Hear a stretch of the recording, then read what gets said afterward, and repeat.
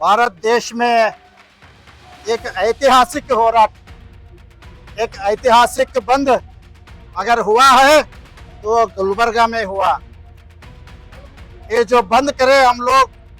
यहाँ का आवाज, हम लोगों की आवाज जो पार्लियामेंट में बैठे हुआ, इस देश का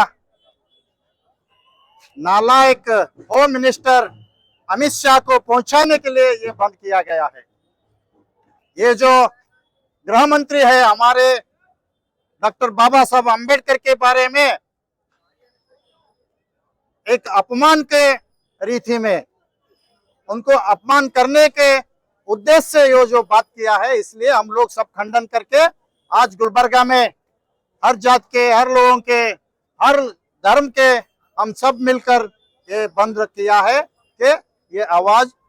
अमित शाह तक पहुंचना चाहिए, ये आवाज मोदी तक पहुंचना चाहिए। अगर मोदी, अमित शाह आपके पास इंसानियत है तो ये लोगों को माफी मांगना चाहिए, डॉक्टर बाबा साहब अम्बेडकर का पैर छूकर माफी मांगना बोल के हम आग्रह करते हैं।